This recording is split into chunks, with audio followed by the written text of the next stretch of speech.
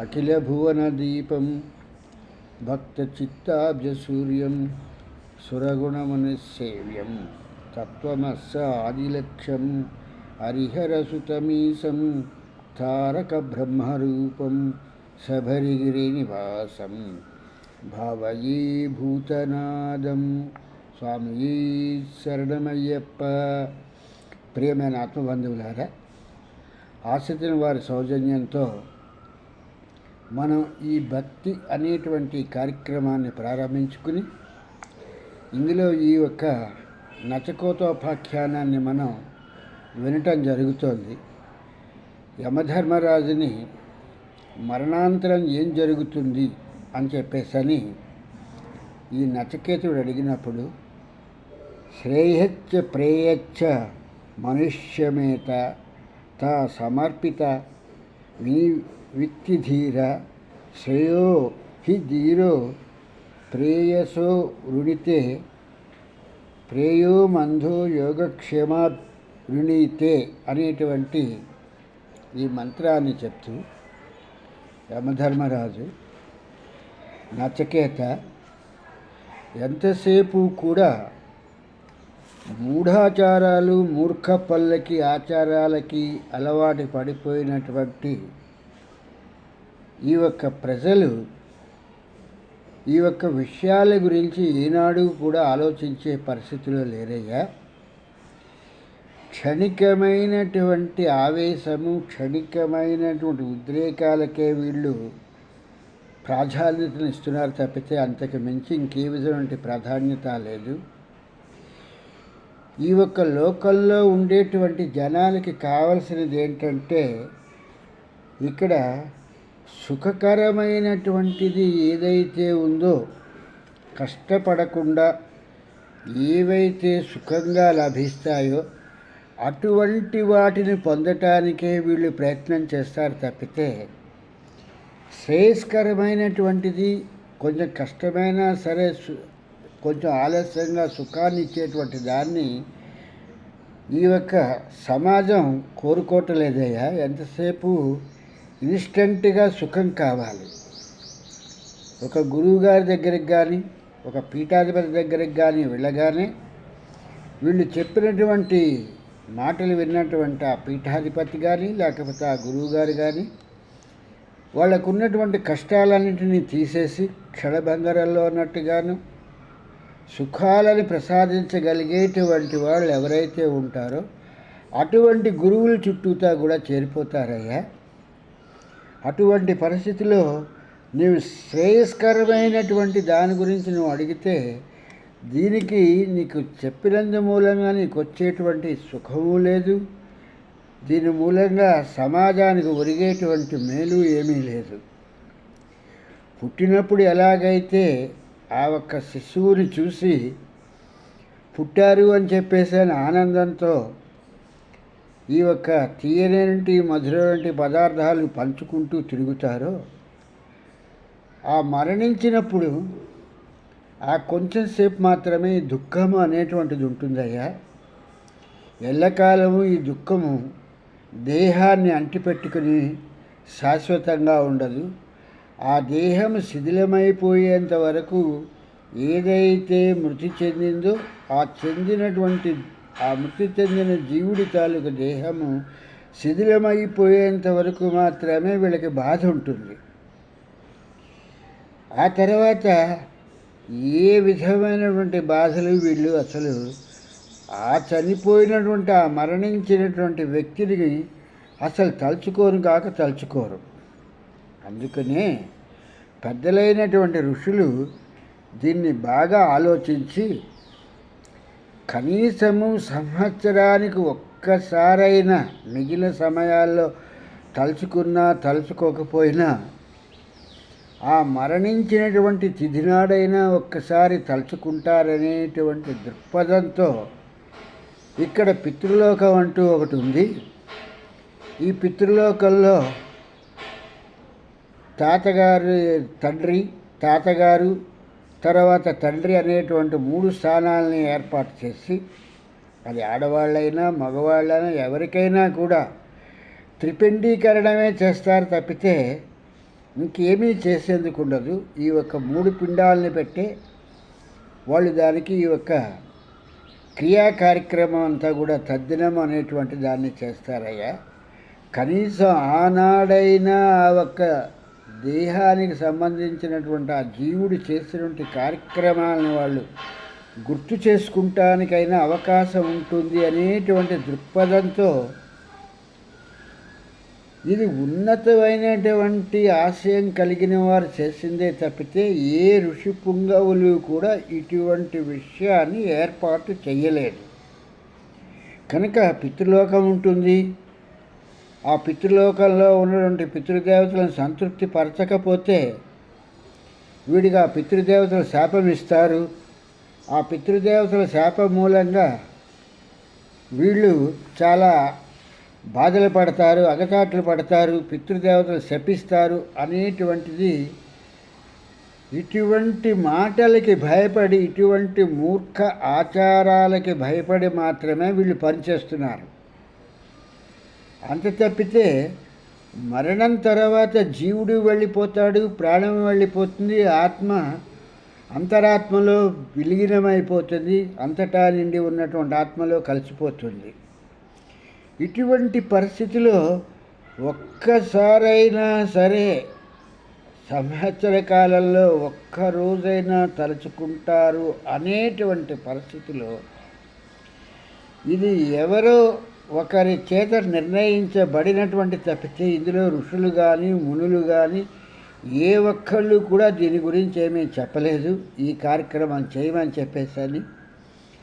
కనుక ఇది వాళ్ళ ఆత్మ సంతృప్తి గురించి, వాళ్ళ ఆ రోజునాడు ఆ జీవుణ్ణి తలుచుకోవటం గురించి, ఆ ఒక దేహాన్ని తలుచుకోవటం గురించి చేసేటువంటి కార్యక్రమం తప్పితే వేరే వేటికి సంబంధించినటువంటి కార్యక్రమాలు లేవు. దాని మూలంగా వచ్చేటువంటి ఫలితం ఏమీ లేదు. ఇక్కడ ఈ సమాజ వ్యవస్థలో ఏర్పడిపోయింది ఏంటంటే పాపము, పుణ్యము, స్వర్గము, నరకము అనేటువంటి ఈ అంటే ఎలాగైతే భగవంతుడు కనిపించట్లేదో అతని పేరు చెప్పి, చెట్టు పేరు చెప్పి కాయలు అమ్ముకున్నారన్నట్టుగా ఈ పాపపుణ్యాలు అనేటువంటి వాటి గురించి వీళ్ళు మాట్లాడుతున్నారు తప్పితే పాపము లేదు, పుణ్యము లేదు. వాళ్ళు చేసేటువంటి ఏవైతే క్రియలు ఉన్నాయో ఆ క్రియలకు సంబంధించినటువంటి ఫలాన్ని ఆ దేహం ఉన్నంతసేపు అనుభవిస్తుంది. ఆ దేహంలో నుంచి జీవుడు వెళ్ళిపోయిన తర్వాత ఆ ఒక క్రియలు కానీ క్రియా ఫలాలు కానీ ఏవి ఉండవయా, అన్నీ సమసిపోతాయి. అక్కడ అన్నీ కూడా జీరో అయిపోతాయి. ఏ ఒక్కటి కూడా పుణ్యం ఉండిపోతే మళ్ళీ మరుసటి జన్మలో మళ్ళీ ఏదోగా పుడతారు, లేకపోతే పాపం ఉంటే ఇలా పుడతారు అనేటువంటిది ఎక్కడా కూడా వేదంలో ఇటువంటి మాటలు ఏవి కూడా చెప్పలేదయ్యా. కనుక నువ్వు ఇటువంటి మాటలకి ప్రాధాన్యతనిచ్చి మరణం తర్వాత ఏమవుతుంది అనేటువంటి విషయాన్ని నువ్వు అడుగుతున్నావంటే నాకు అర్థమైంది.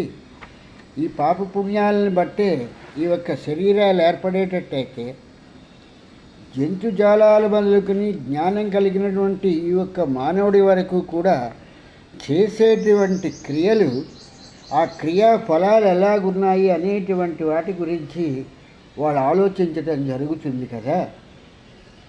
అట్లాంటిది ఒక మానవుడే ఆలోచిస్తున్నాడు తప్పితే పూర్వఫలము, ఈ ఒక పూర్వపుణ్యం జన్మలో చేసుకున్నట్టు ఈ పుణ్యం మూలంగా మాత్రమే నాకు ఈ జన్మ వచ్చింది, లేకపోతే నేను పూర్వజన్మలో ఏమి పాపం చేశానో ఆ పాపానికి నేను ఇప్పుడు కష్టపడుతున్నాను అనేటువంటివి వీళ్ళు ఆలోచిస్తున్నారు తప్పితే వాస్తవంగా చెప్పాల్సి వస్తే అటువంటివేవీ కూడా ఎక్కడా కూడా వేదంలో చెప్పబడలేదు.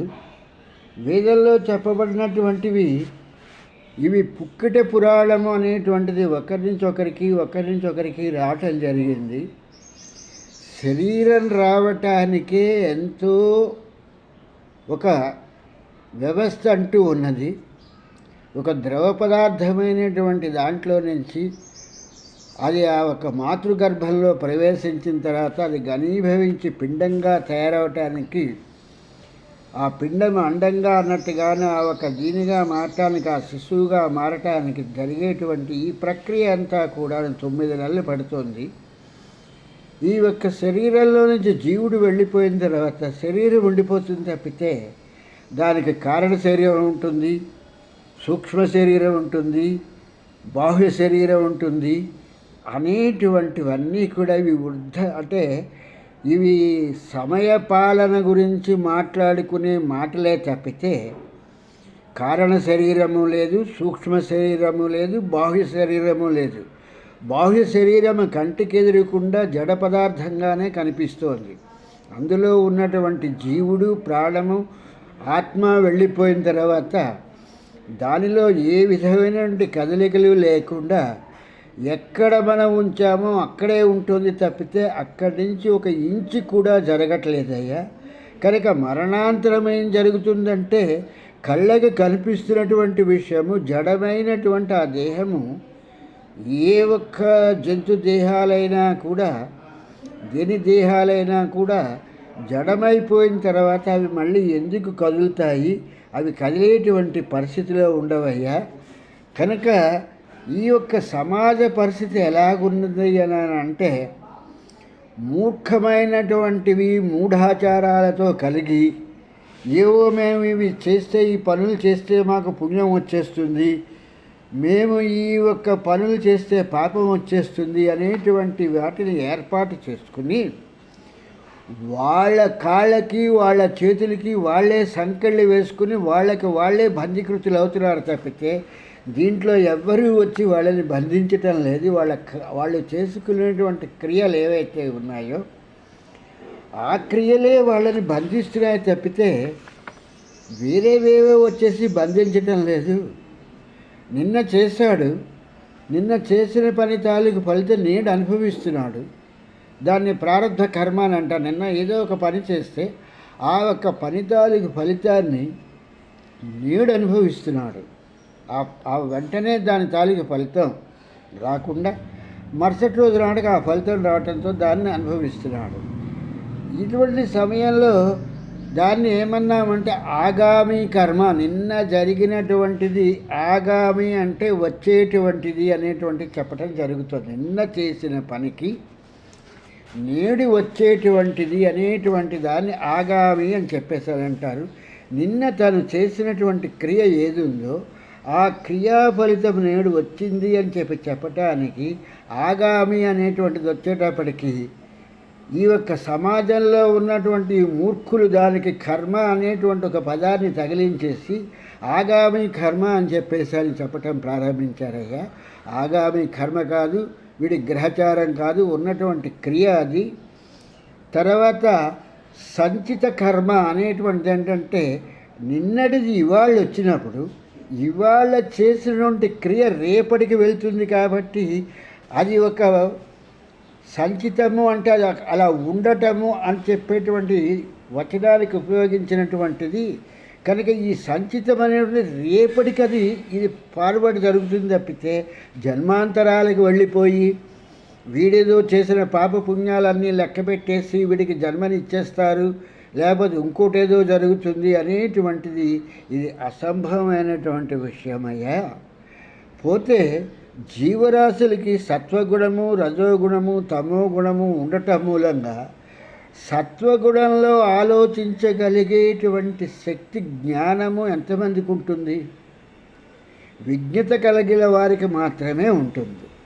ఇది లేని వారికి రజోగుణము అనేటువంటి కోపంలో వీళ్ళు చేసేటువంటి క్రియలు ఏవైతే ఉన్నాయో అవి ఈ ఒక ప్రారంధ కర్మగా ఆగామిగా రావటం మూలంగా వీడు ఏమనుకుంటున్నాడంటే ఇదేదో నేను పూర్వజన్మలో చేసుకున్నట్టు పాపం మూలంగా నాకు ఈ ఒక ఫలితం వచ్చింది అనుకుంటున్నాడు. వీడు రజోగుణంతో నిన్న చేసినటువంటి పనికి ఇవాళ ఆగామిగా వచ్చినటువంటి కర్మ ఫలం అంటే ఆ ఒక క్రియాఫలము తప్పితే వేరేది కాదయ్యా.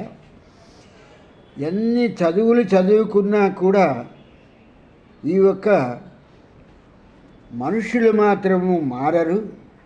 వాళ్ళకి ఎంతసేపు ఈ మాయ అనేటువంటి ఈ పదార్థము వాళ్ళని రోమాలలో కూడా అంటుకుపోయి ఉన్నది.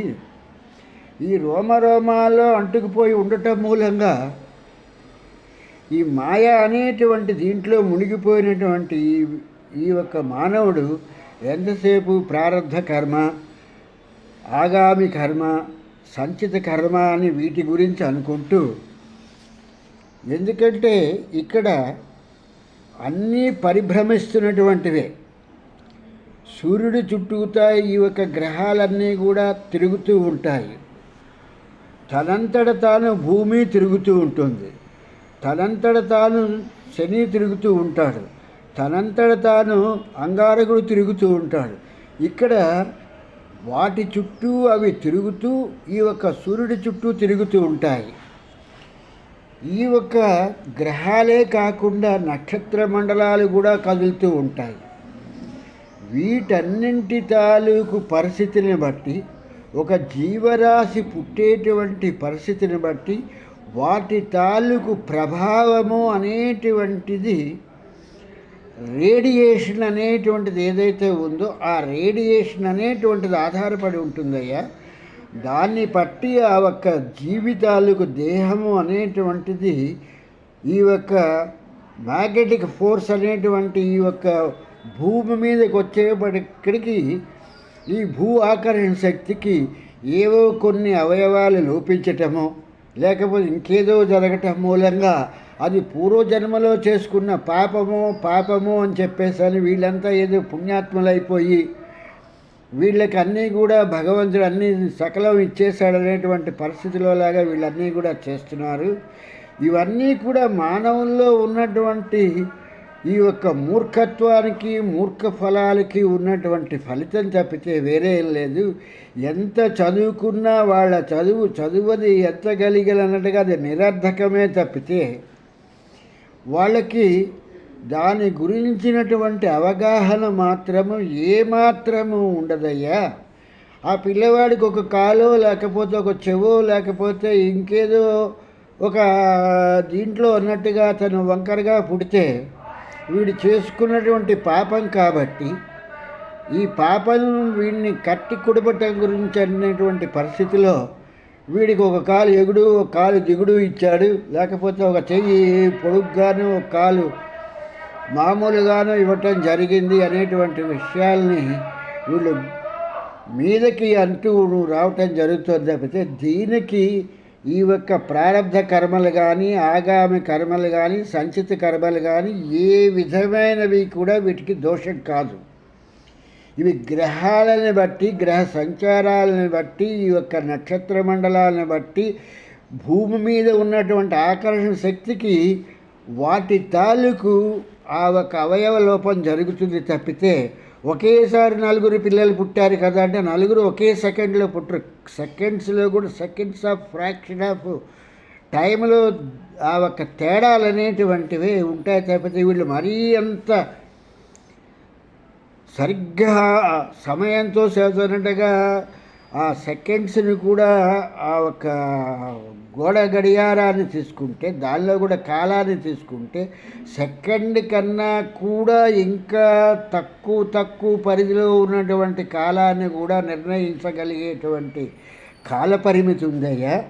ఈ కాలపరిమితి అనేటువంటిది వీళ్ళకి తెలియక, వీళ్ళకి తెలిసినది ఎంతవరకు అంటే సెకండ్లు అన్నంత మాత్రమే తెలుసు కాబట్టి ఆ సెకండ్లను లెక్క పెట్టుకుని ఆ ఒక సమయపాలనని చూసుకుని ఒకేసారి పుట్టారు కదా ఈ పిల్లలందరూ, ఒకడికేమో కాళ్ళు చేతులు బాగున్నాయి, ఒక పిల్లవాడి కాళ్ళు చేతులు వంకర్లు పోయి ఉన్నాయి. దీనికి కారణం ఏమిటంటే ఇక్కడ భూ ఆకర్షణ శక్తిని బట్టి, మిగిలిన గ్రహ తాలూకు గ్రావిటీలను బట్టి ఇవన్నీ కూడా ఆధారపడుతున్నాయి తప్పితే ఇంక ఏ విధమైనటువంటివి లేవు.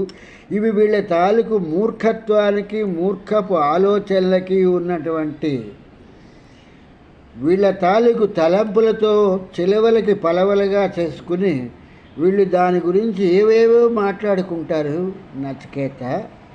కనుక నీవు అడిగినటువంటి దీనికి వచ్చేటప్పటికి ఇక్కడ శ్రేయస్సు అనేటువంటిది ఏదైతే ఉందో ఈ శ్రేయస్కరమైనటువంటి పనులు ఎవరు చేయగలుగుతారు అంటే లాంగ్ టర్మ్ అని చెప్పేసి అన్నట్టుగాను సమయం ఎక్కువైనా సరే ఈ సమయాన్ని తీసుకుంటూ ఈ వచ్చిపోయేటువంటి సుఖదుఖాలని వాళ్ళు పరిగణలోకి తీసుకుండా సుఖం వస్తుంది, సుఖం వెనకాల కష్టం వస్తుంది, అలాగే సుఖం వెనకాల దుఃఖం వస్తుంది. ఇది మామూలుగా జరిగేటువంటిది అనేటువంటి దాంట్లో ఉంటే వీళ్ళ జీవితాలు వేరుగా ఉంటాయి ఈ శ్రేయస్కరము అనేటువంటి దానికి. అలా కాకుండా సుఖకరమైనది అనేటువంటి దానికి వచ్చేటప్పటికి ఇన్స్టెంట్గా వీళ్ళకి సుఖం అనేటువంటిది వచ్చేసేయాలి. ఈ యొక్క సుఖం అనేటువంటిది వచ్చేసేయాలంటే ఆ గురువుగారి దగ్గరకో ఆ గుడికో లేకపోతే ఒక నదీ స్నానమో చేయగానే వాళ్ళు కోరుకున్న కోరిక వెంటనే ఫలించాలి. మా అబ్బాయి అమెరికా వెళ్ళాలి అని చెప్పేసి ఒక గుడి చుట్టూతా ప్రదక్షిణాలు చేసేటప్పటికి వాళ్ళ అబ్బాయికి ఆ గుడి చుట్టూతా ప్రదక్షిణాలు అయ్యే టయానికల్లా అమెరికా వెళ్ళేటువంటి పరిస్థితి భగవంతుడు కల్పించాలి. అది వాళ్ళకి అప్పుడు సుఖంగా అనిపిస్తుంది, సుఖకరమైనటువంటిదిగా అనిపిస్తుంది. వాడు అమెరికా వెళ్ళిపోయిన తర్వాత ఇక్కడ వీళ్ళ పరిస్థితి ఏంటి, దుఃఖబాధలం అవుతుంది, దుఃఖానికి లోనవుతారు అనేటువంటి, అంటే కష్టం వస్తుంది అనేటువంటి విషయం కన్నా ముందు సుఖం వస్తుంది కదా, గుడి చుట్టూతా తిరిగి ప్రదక్షిణాలు చేయటం మూలంగా మా అబ్బాయి అమెరికా వెళ్ళిపోయాడని చెప్పేసి అనుకుంటారు తప్పితే ఆ తర్వాత వచ్చేటువంటి కష్టాన్ని గురించి ముందు వీళ్ళు ఆలోచించట్లేదయ్యా. అలా ఆలోచించకపోవటం మూలంగా సుఖాన్ని పొంది కష్టం దగ్గరికి వచ్చేటప్పటికి విలవిలలాడిపోతున్నారు. ఆ కష్టాన్ని వీళ్ళు అనుభవించలేక పొందలేక దేవుడు ఉన్నాడా లేడా అనేటువంటివన్నీ కూడా వస్తుంది. శ్రేయస్కరమైన ఇక్కడ శ్రేయో మార్గం అని చెప్పేసి భగవద్గీతలో కృష్ణ పరమాత్మ అర్జునుడికి చెప్పటమే ఈ యొక్క శ్రేయో మార్గం అనేటువంటిది. ఇక్కడ శ్రేయస్కరమైనటువంటి మనకి ఏది శ్రేయస్కరమైనది, ముందు సుఖం వస్తే శ్రేయస్కరమా, కష్టం వస్తే శ్రేయస్కరమా, ఈ రెండూ లేకుండా తటస్థంగా జరిగేటువంటి జీవితం మనకి ప్రసాదిస్తే ఆ ఒక్క తటస్థ జీవితం మనకి శ్రేయస్కరమా అనేటువంటి ఆలోచనలన్నీ పోయాయ్యా. ఈ ఒక్క దీనికి ఎంతసేపు మనిషి తాలూకు జీవన ప్రమాణం ఎలాగుందంటే సుఖం అనేటువంటిది కావాలి. ఈ సుఖం అనేటువంటి దాని గురించి ఏ పనులు మానేయమన్నా సరే వీళ్ళు మానేస్తారు. యజ్ఞం చేయొద్దు, నీకు సుఖం వచ్చేస్తుందయా అంటే యజ్ఞం చేయడు, సుఖాన్ని పొందుదామనుకొని చెప్పేసి అంటాడు. ఈ యొక్క సత్యనారాయణ వ్రతం చెయ్యి, నీకు ఈ సత్యనారాయణ వ్రతం చేస్తే ఈ యొక్క సత్యనారాయణ వ్రతం మూలంగా నీకు ఈ యొక్క ఫలితం వస్తుంది అంటే ఆ ఒక్క పూట అతి కష్టం మీద ఏదో అన్నట్టుగా సత్యనారాయణ వ్రతం చేశాను అనేటువంటి పరిస్థితిలో ఆ మొక్కుబడిగా ఆ పూజ వ్రతమో చేసేసి వెంటనే తనకి సుఖం వచ్చేయాలని చెప్పేసి అని అనుకుంటున్నాడయ్యా. ఇటువంటి వాటి మూలంగా ఇక్కడ మనిషికి సుఖము కష్టము అనేటువంటి వీటన్నింటినీ ఇతన్ని చూసేటట్టయితే శ్రేయో మార్గము అనేటువంటిదే సుఖకరమైనది అని చెప్పేసి పెద్దలు ఎంత చెప్పినప్పటికీ కూడా 18 అధ్యాయాలు చెప్పినటువంటి శ్రీకృష్ణ పరమాత్మ భగవద్గీత గురించి అర్జునుడికి చెప్తూ కర్మ అనేటువంటి దాన్ని ఒక్కటే అధ్యాయంగా చెప్పడం జరిగింది. మిగిలినవన్నీ కూడా ఆయన మిగిలిన 17 అధ్యాయాలు కూడా ఆయన యొక్క శ్రేయో మార్గాన్ని గురించి చెప్పటం జరిగింది. శ్రేయో మార్గంలో జ్ఞానం వస్తుంది, జ్ఞానం మూలంగా మనం చేసేటువంటి పనికి ఫలితం ఎలా ఉంటుంది అనేటువంటి విషయాలన్నీ కూడా శ్రేయో మార్గంలో ఆయన చెప్పటం జరిగిందయ్యా. కానీ బుద్ధిహీనులమైన మనం ఎంతసేపు కూడా శ్రేయో మార్గాన్ని ఎక్కడ ఆలోచిస్తున్నాము? బుద్ధిమంతుడైనటువంటి అర్జునుడే ఒక దశలో 18 అధ్యాయాలు విన్న తర్వాత ఆ ఒక శ్రీకృష్ణ పరమాత్మని భగవాన్ నాకు మనస్సు ఎట్టి పరిస్థితిలో కూడా నిలుచోటలేదు అని చెప్పేసానని శ్రీకృష్ణ పరమాత్మని ప్రశ్నించాడు. నా మనస్సు ఎలా నుంచుంటుంది అనేటువంటి పరిస్థితిలో, అటువంటి పరిస్థితిలో ఈ బుద్ధిహీనుడైనటువంటి ఈ మానవుడు శ్రేయో మార్గంలో ఎందుకుంటాడు? ఇతనికి సుఖకరమైనటువంటిది ఇన్స్టెంట్గా ఏదో ఒక పని చేసేస్తే, ఏదో ఒక పూజ చేసేస్తే ఆ పూజ మూలంగా ఆ ఫలితం వచ్చేసేయాలి అని చెప్పేసి భావించేటువంటి ఈ మనుషుడికి ఈ శ్రేయో మార్గం ఎక్కడొస్తుందయ్యా? ఒక చక్రానికి ఒకసారి ఆ చక్రం తాలూకు మొన మీదకి వెళ్తుంది, ఇంకోసారి ఆ మొన కిందకు వస్తుంది. అలాగా తిరుగుతూ ఉన్నప్పుడు మాత్రమే ఆ బండి ముందుకెళ్తుంది, ఆ చక్రం ముందుకు తీసుకెళ్తుంది. ఆ బండిని అనేటువంటి ఇంగిత జ్ఞానాన్ని మర్చిపోయి కోల్పోయినటువంటి మానవుడు నాకు ఎంతసేపు కూడా సుఖమే ఉండాలి, నేను ఎంతసేపు పైనే ఉండాలంటే ఒక పై చక్రం కిందకు వస్తే కదా ముందుకెళ్ళటానికి ఆస్కారం ఉంటుంది. అటువంటిది లేకుండా ఎంతసేపు కూడా ఆలోచించేటువంటి ఈ మానవులకి ఈ మరణం తర్వాత ఏమవుతుంది అనేటువంటి ఈ ప్రశ్నకి జవాబు ఒక్కసారిగా వీళ్ళకి చెప్పినంత మాత్రం చేత వీళ్ళకి ఇది అర్థం కాదయ్యా. ఎంతసేపు కూడా గొర్రె కటికవాడినే నమ్ముతుంది, కాచేవాడిని నమ్మదు అనేటువంటి లోక సూక్తిని బట్టి అరటిపండు ఒలిచి చేతిలో పెట్టినట్టుగా ఈ పని చేస్తే నీకు పాపం వస్తుంది, ఈ పని చేస్తే నీకు పుణ్యం వస్తుంది అని చెప్పేటువంటి వారి మాటలలో ఉన్నటువంటి తీయదనము నీవిప్పుడు ఏదో మరణాంతరం ఏమవుతుంది అన్న విషయం నా దగ్గర నుంచి తెలుసుకు వెళ్ళి నువ్వు చెప్పినంత మాత్రం చేతన వాళ్ళు వినే పరిస్థితిలో ఉండరు. వాళ్ళకి ఇప్పటికే వాళ్ళ తాలూకు మనసుల్లో నాటుకుపోయి ఉంది, స్వర్గం ఉంది, నరకం ఉంది అనేటువంటిది. ఈ ఒక పుణ్యం చేస్తే మేము స్వర్గానికి వెళ్ళిపోతాము, నరకం చేస్తేనేమో ఈ ఒక పాప పనులు చేస్తే నరకానికి వెళ్ళిపోతాము.